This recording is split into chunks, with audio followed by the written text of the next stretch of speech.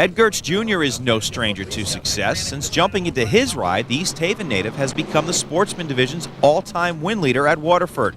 This year, winning has become a family affair for Gertsch and his stepbrother, Wayne Conant. Conant just started racing last year, and weeks ago, Brantford's own got his first win, beating Gertsch, who finished second. Oh, it was nice. He was protecting me. He was helping me out. It was a beautiful feeling. I just had to get it off my back. I got big shoes to fill here. When he finished first and I finished second that night, I was kind of his guardian angel. He was close 2 nights previous to that, and both times someone had gotten into him and wrecked him. So I just was kind of making sure I was his big brother and I was going to watch out for him a little bit. It won't happen again.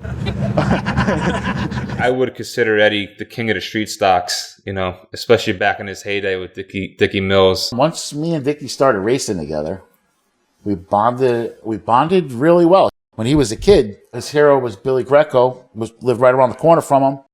They pitted across from us, so I always looked at him like as a godfather of the strictly stocks. Those guys were always the guys to beat at Waterford in the street stocks. For the driver of the 39, next time by, the checkered flag will fly for what's going to be a very excited young man in the number 39, Keith Rocco. Keith, how difficult was it? A lot of yellow flags.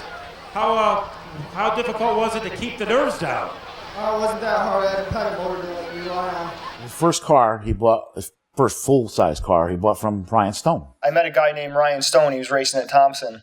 I became really good friends with him, and he told me, he says, I got a street stock. I used to race street stocks. The day we brought it to my grandparents' house to put it in his garage and work on it, my father said to Stone, he said, "What are you doing? Why are you getting my kid involved in this?" Because, my father's been there. He knows what it takes, and it changes your lifestyle. It really does. Down low, double wide from the third and fourth positions on the back straightaway, and then it's Ed Gertsch to round out the top 5. In fact, 1 and 2 in points, side by side on the speedway for the 5th position. Ed Gertsch down low, with Dave Zemke and the outside lane in car number 17 as they go back to turn number 1. It's funny, it was, 10, 12 years ago, but I remember that event like it was clear as day. I was out for blood. I was going to win that championship no matter what it took. What I'm going to say, here this afternoon with more competitors in the hunt this year than what we had last year in this division. 50 laps on the Budweiser Racing scoreboard. The pace truck is in. And send the leader around. There was like 3 or 4 of us that could mathematically do it. My stepbrother was involved.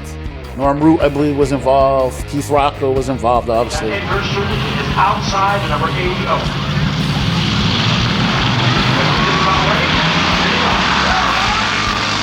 But we went into one, and I felt my car get light. Gertsch lost a right rear tire, and I just happened to be at his right rear quarter when it happened. And really, in my mind, I thought Keith shoved me into one and dumped me.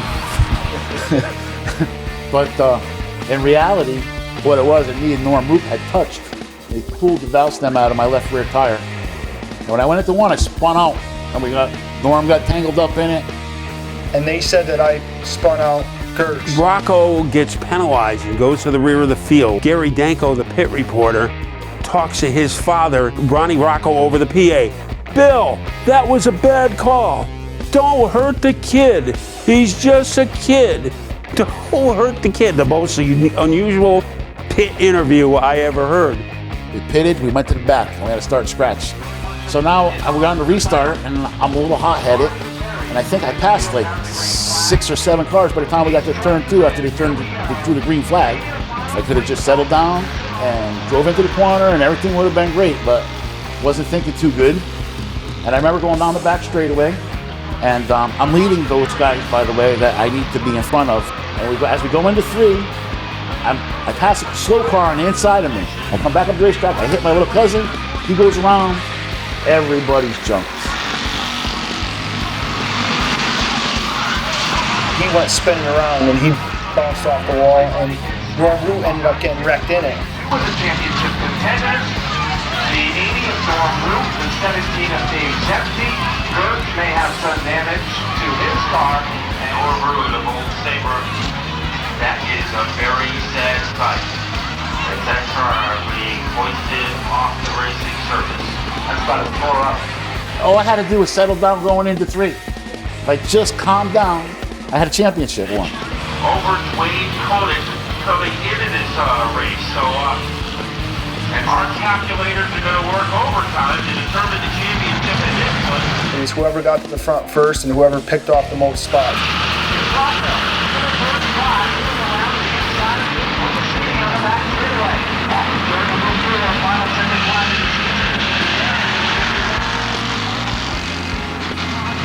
And 1 year later, the tables are reversed. How about a hand for our champion, Keith Rocco? Rocco came in about 4 laps and was able to clinch a championship. That was one heck of a rat race to the front. That was that was a brawl. Norm Root, what I remember most about him, he almost won a championship in 2004, lost to Rocco, and he was upset about the way it ended. Guess he wrecked.